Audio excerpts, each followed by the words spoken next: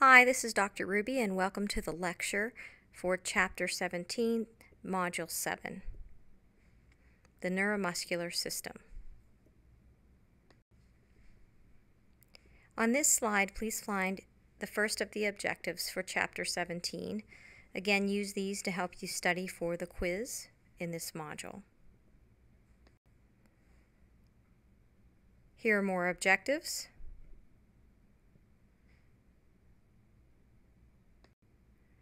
And one more slide of objectives.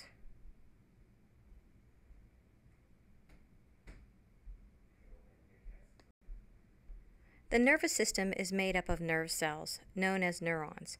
A neuron is a cell that is specialized to carry an electrical signal known as a nerve impulse. The structure of a typical neuron is shown here. The dendrites carry the nerve impulse toward the cell body, and the axon carries the nerve impulse away from the cell body. The functions of the three types of neurons are listed here. Sensory neurons transmit sensory stimuli. Integrative neurons process sensory stimuli received from sensory neurons, and motor neurons carry messages that direct muscles to contract.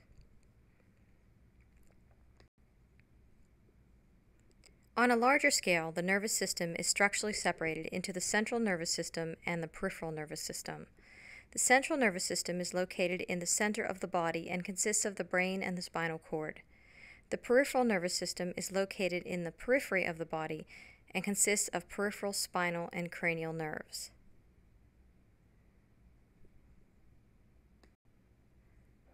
The brain is composed of three major parts: the cerebrum, the brainstem, and the cerebellum.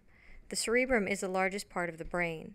The outer part of the cerebrum is called the cerebral cortex, which is composed of gray matter, and the inner part of the cerebrum consists of primarily white matter, with some isolated clusters of gray matter called nuclei or ganglia. The spinal cord is composed of an outer area of white matter and an inner area of gray matter. The gray matter is where the connections occur, and the white matter is made up of white matter tracts. The white matter tracts of the spinal cord are made up of ascending pathways and descending pathways. The ascending pathways carry sensory information up from the lower levels of the spinal cord to the higher levels of the spinal cord and/or to the brain. The descending pathways carry motor information down from the brain to the spinal cord, or from the higher levels of the spinal cord to the lower levels of the spinal cord. The peripheral nervous system contains both sensory and motor neurons. A peripheral nerve can contain all sensory neurons, in which case the nerve is called a sensory nerve. A peripheral nerve can contain all motor neurons, in which case the nerve is called a motor nerve.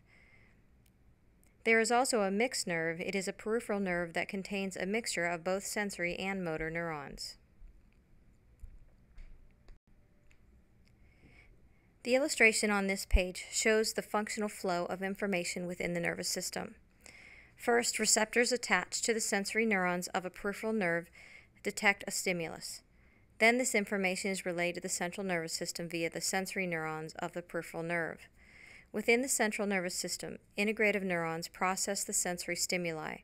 The response of the central nervous system to the sensory stimulus is sent out to a muscle via the motor neurons of a peripheral nerve.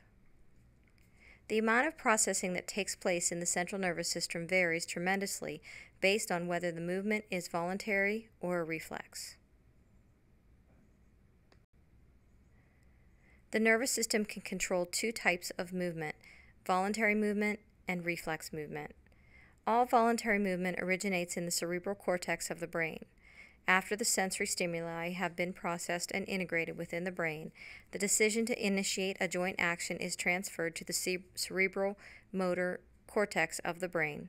The cerebral motor cortex passes this information down through the descending white matter tract pathway of the spinal cord. Upper motor neurons and lower motor neurons are also involved in voluntary movement. Motor neurons that travel down in a descending white matter tract of the spinal cord are called upper motor neurons. An upper motor neuron enters the gray matter of the spinal cord and synapses with a lower motor neuron. The lower motor neuron then exits the spinal cord and travels within a peripheral spinal nerve to connect with a muscle. When the lower motor neuron sends a signal to the muscle, it directs the muscle to contract. This is the nervous system pathway that is used to initiate voluntary movement. The initiation of reflex movement is much simpler than the initiation of voluntary movement. A reflex movement involves a sensory neuron, an interneuron, and a lower motor neuron. The pathway of a reflex is called a reflex arc because of the arc-like shape of the sensory neuron on its way into the spinal cord and the arc-like shape of the motor neuron on its way out of the spinal cord. The nervous system pathway shows a simple reflex arc that results in a reflex movement. A simple reflex arc begins with a sensory stimulus entering the spinal cord via the sensory neuron. The sensory neuron either synapses directly with a lower motor neuron within the spinal cord, or it synapses with a short interneuron that then synapses with a lower motor neuron within the spinal cord. The lower motor neuron then travels out of the spinal cord to end at the neuromuscular junctions of the fibers of a muscle, where the muscle fibers are directed to contract. A learned behavior, also known as a pattern behavior, describes an activity that is learned and so well patterned that it is carried out in what appears to be a reflexive manner. However, learned pattern behavior does not involve a reflex arc. The patterning of a learned behavior generally involves repeated performing the same response each time a specific stimulus occurs, thereby creating a strong association within the brain between the two events. An example of a learned behavior is traveling the same route to and from work every day. Repeated association within the brain between a certain stimulus and a certain response causes neural facilitation. Neural facilitation is the result of actual physical changes in the pathways of neurons that lower their threshold to transmit an impulse along a certain pattern of connections. Neural facilitation is the physical change in the brain that results in learned behavior. Just as certain tasks and movement patterns can be learned, neural facilitation can also affect the resting tone of muscles. The resting tone of muscles should be relaxed, but if an association is made between stress and tightened muscles, then that response can become a learned behavior.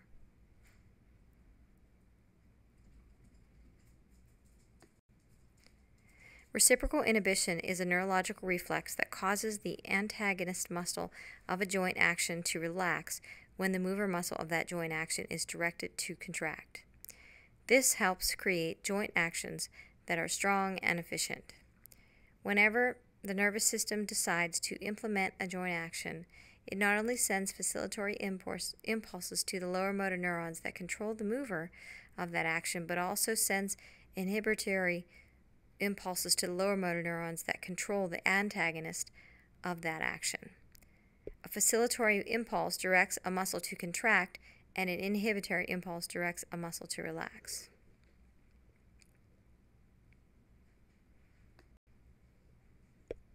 The pathways of the neurological reflex of reciprocal inhibition are shown here.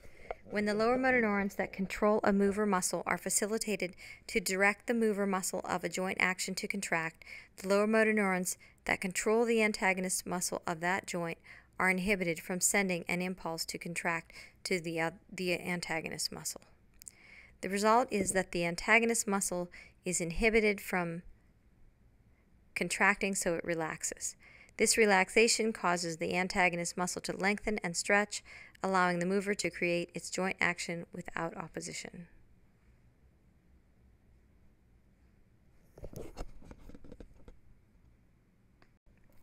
Reciprocal inhibition can be very useful when performing muscle palpation. In muscle palpation, the body worker is trying to locate and palpate a target muscle. When doing this, it is often helpful to have the client contract the target muscle so that it stands out. However, sometimes it is not possible to have the client contract just the target muscle. So reciprocal inhibition can be used to prevent muscles that are adjacent to the target muscle from contracting. Reciprocal inhibition can be used to increase the effectiveness of a stretch because it results in the relaxation of a muscle, allowing for a better stretch. This is the basis of active isolated stretching.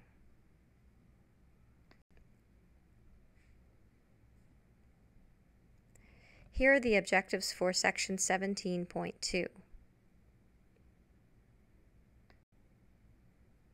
More objectives.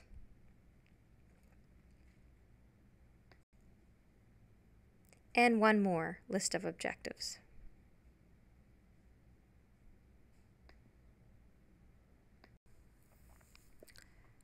Proprioception is the body's sense of itself, the body's awareness of its position in space, and its movement through space.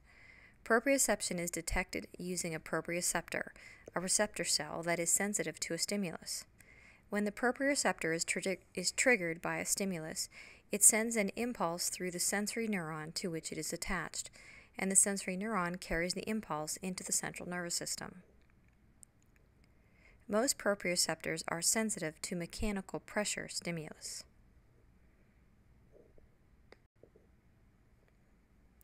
There are three major types of proprioceptors in the human body, and they are listed on this slide. Fascial joint proprioceptors are located in and around the capsules of a joint, and they provide information about the joint's static position and its dynamic movement. Fascial joint proprioceptors are also located in other types of deep fibrous fascia of the body. Muscle proprioceptors are located within the muscles of the body and also function to create proprioceptive reflexes. Inner ear proprioceptors are located in the inner ear, and they provide information about the static position and dynamic movement of the head. They provide a sense of equilibrium. Joint proprioceptors are mechanoreceptors located in and around the capsules of joints. When the position of a joint changes, the soft tissues around the joint are compressed on one side of the joint and stretched on the other side of the joint. This creates a mechanical force on the joint proprioceptors that deforms them and causes them to send a signal to the central nervous system. The two major types of joint proprioceptors are Pacini corpuscles and Ruffini endings. Both of these types of proprioceptors detect motion or change in position. However, Pacini corpuscles only detect motion, and Ruffini endings detect motion and static position.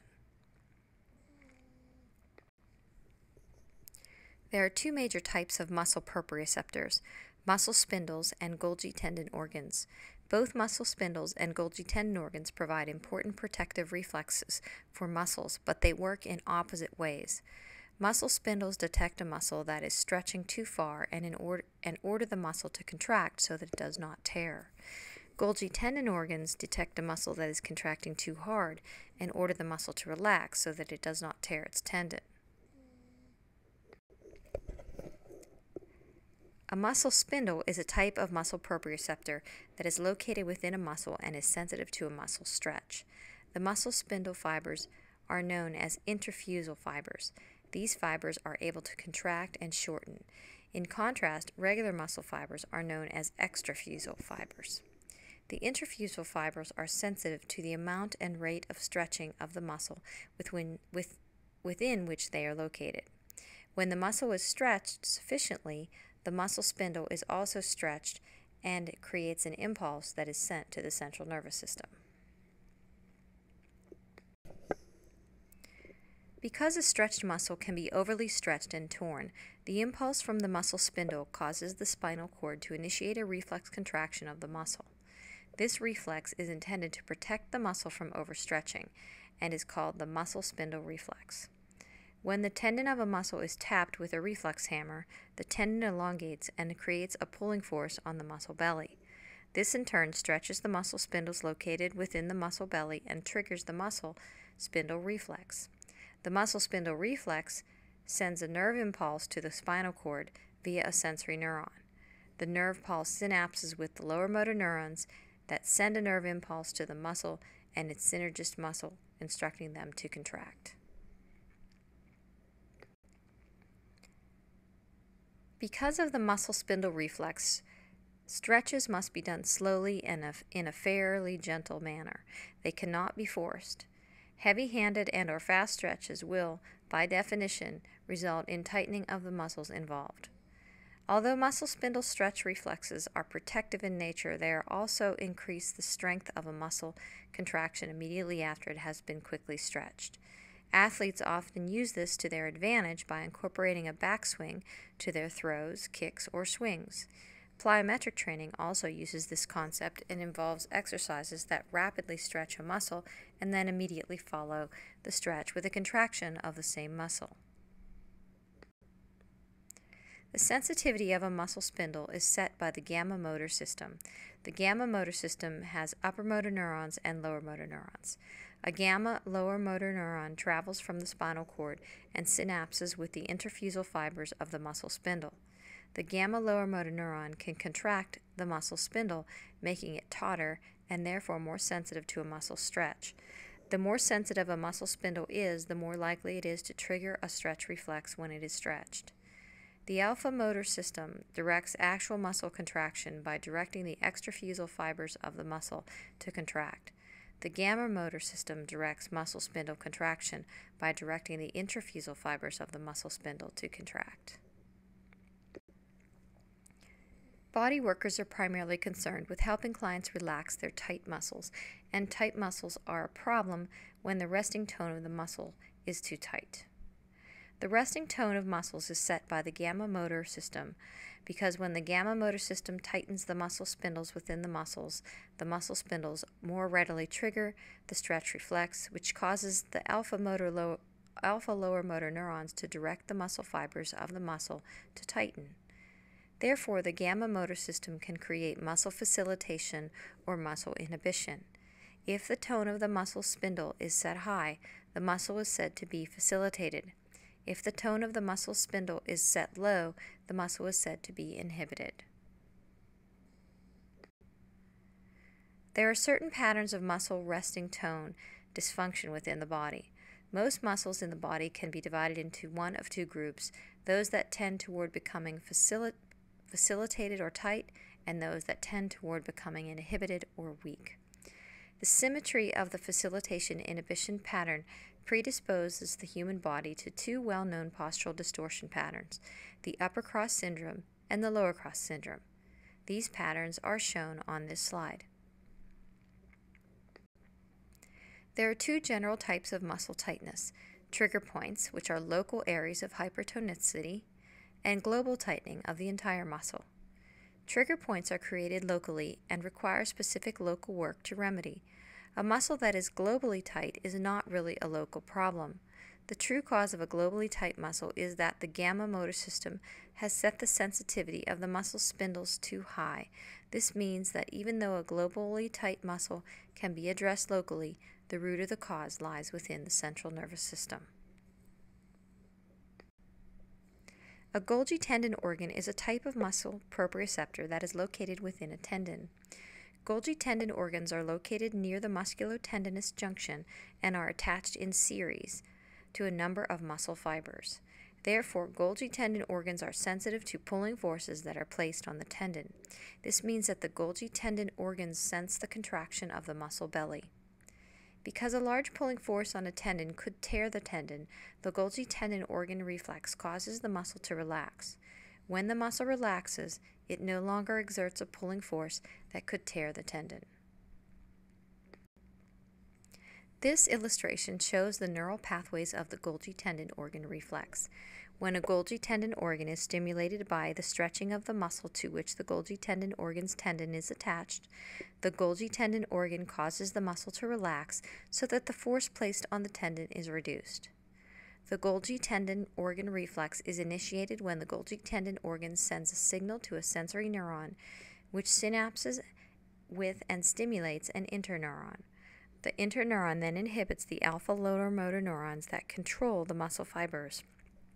When the muscle's alpha lower motor neurons are inhibited, the muscle relaxes. The Golgi tendon organ reflex can be used to increase the effectiveness of a stretch. This method of stretching is known as contract-relax stretching.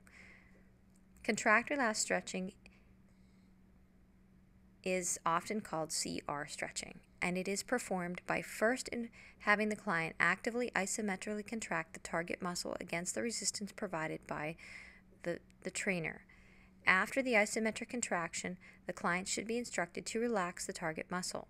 This exercise then allows the body worker or the trainer to stretch the target muscle further than would otherwise have been possible. This is because of the reflex inhibition of the target muscle. CR, or contract relax stretching, is often also called PNF stretching.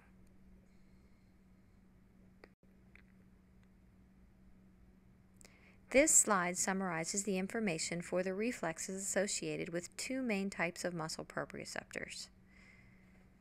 Muscle spindles and Golgi tendon organs are similar because they are both protective in nature, but their associated reflexes each protect a different structure. The muscle spindle reflex results in a contraction of muscle.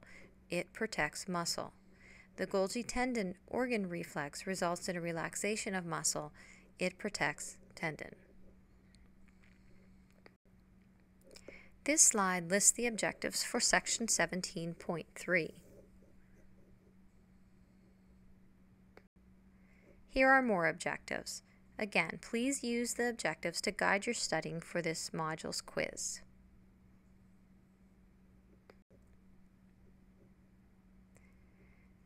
Inner ear proprioception provides the brain with proprioceptive information about the head and contributes to the body's sense of equilibrium. Equilibrium is the body's ability to maintain its balance both during statically held positions and during dynamic movements. Two types of proprioceptive organs are located in the inner ear: maculae and crista ampullaris structures.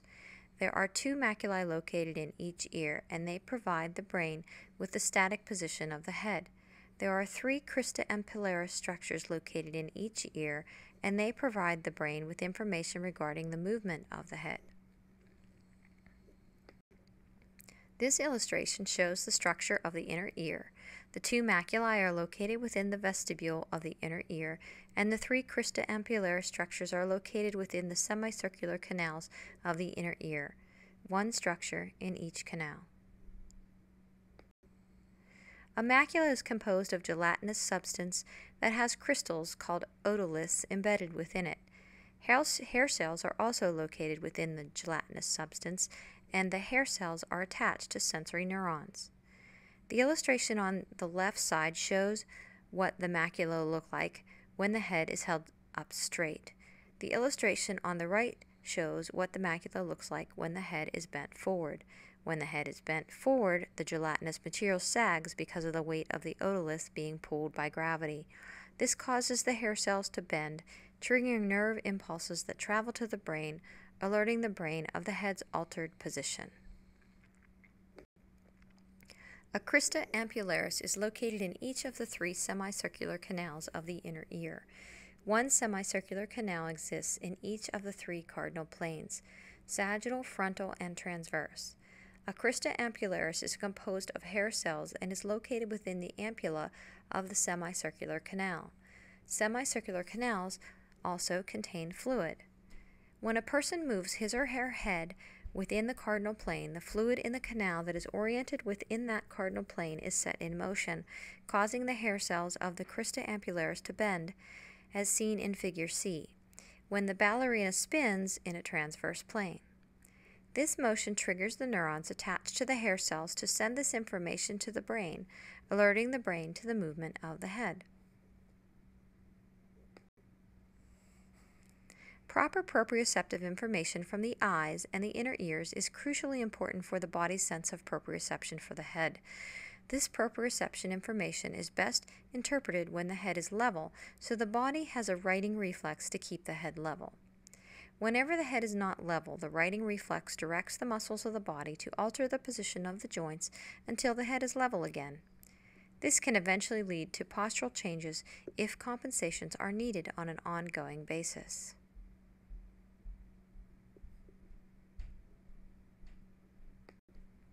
The inner ear proprioceptors are located in the head, so they can only detect and report the position and the movement of the head. They cannot know the position or movement of the trunk. However, the brain needs to know the position and movement of the trunk to keep from falling. This information is provided by the joint proprioceptors and the muscle proprioceptors of the neck, also known as the neck proprioceptors. If the neck has been injured, incorrect proprioceptive signals might be sent from the neck proprioceptors to the brain. The incorrect signals will contradict other proprioceptive signals, causing dizziness. This dizziness can sometimes be relieved when a body worker works on the client's damaged neck. The muscle spindle reflex, the Golgi tendon organ reflex, and the reciprocal inhibition have already been covered. Some other useful musculoskeletal reflexes are listed on this slide. The flexor withdrawal reflex, the crossed extensor reflex, the tonic neck reflex, the writing reflex, and the cutaneous reflex. The flexor withdrawal reflex involves flexing a body part to remove it quickly from the source of pain. When a painful stimulus occurs, a sensory neuron conveys this information to the spinal cord, where the sensory neuron synapses with the interneuron that synapses with the alpha lower motor neuron. The alpha lower motor neuron directs the flexor musculature in that region of the body to contract so that the body part flexes and withdraws from the cause of the painful stimulus. The crossed extensor reflex works in conjunction with the flexor withdrawal reflex. As the body part that is experiencing pain flexes and withdraws, the extensor muscles of the contralateral extremity contract to move that extremity into extension. This illustration shows both the crossed extensor reflex and the flexor withdrawal reflex. When the flexor withdrawal reflex causes flexion and withdrawal of the extremity on the same side as the painful stimulus, the information that enters the spinal cord also crosses over to the other side of the cord and synapses with alpha lower motor neurons, which direct the extensor musculature of the opposite side extremity to contract.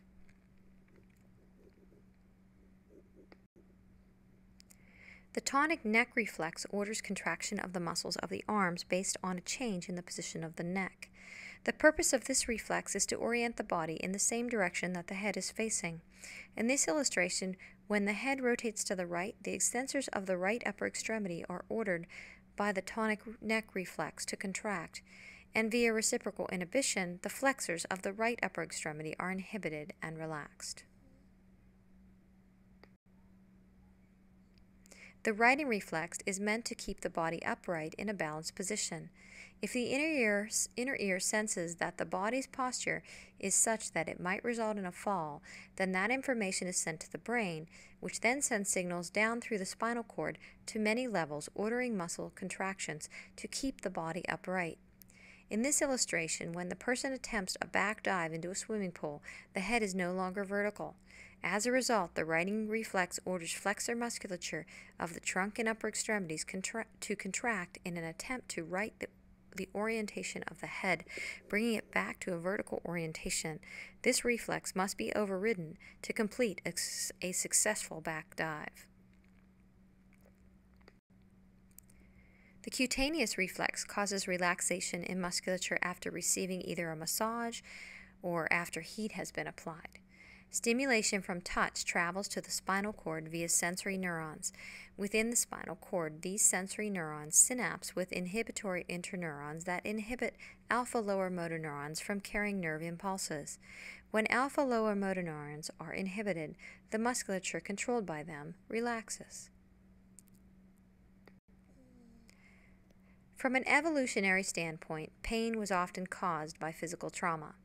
If movement of the physically damaged body part were to occur, then the injured area would never have an opportunity to heal. For this reason, muscle splinting often occurs in the region of the injury. Muscle splinting is caused by the nervous system directing the musculature of the region to contract or spasm, which prevents the splinted area from moving and allows it to heal. Body armoring occurs when a person armors the body by splinting or spasming muscles in a region of the body for emotional or psychological reasons. Either of these coping mechanisms can lead into the pain-spasm-pain cycle. The pain-spasm-pain cycle describes a vicious cycle of pain causing muscular spasms, which cause more pain, which cause more spasming, and so on. The body worker's role is to help break the cycle, either by relieving the pain or the spasming. The pain from an injury causes a muscle to spasm, which is supposed to help allow the body part to heal. However, most people living in a modern lifestyle are not very active, so the tightness of muscles is not gradually worked out. Therefore, the muscles continue, which cause the pain to increase. Therefore, the muscle spasms continue, which causes the pain to increase, partly because of the pain due to the spasming muscles pulling on its attachments, and partly because of the compromised blood flow that results from continuous muscle spasming. The gate theory processes that a gating mechanism is present in the nervous system that blocks the perception of pain when faster signals of movement or pressure occur at the same time. It is believed that this gating mechanism exists in the spinal cord. This illustration compares gate theory to roads. Because of the presence of traffic in the faster lanes of the expressway, traffic from the smaller local road is blocked from entering the expressway and reaching its destination. In this analogy, the expressway carries the faster sensations of pressure or movement, and the local road carries the slower sensation of pain. Gate theory can be applied in two important clinical applications. The first is exercise, and the second is bodywork therapy. Because of gate theory, the pressure and movement involved in exercise can end up suppressing the pain that the exercise is inducing on the body. This can be problematic if the athlete does not realize that he or she has been overdoing the exercises until hours after the athlete has stopped exercising. Properly applied bodywork treatment techniques are important, but to some degree, any type of touch, exercise, or movement therapy is generally beneficial to the client because the client's pain will tend to be blocked, according to the gate theory, as long as pressure or movement is involved. This concludes the lecture for Module 7.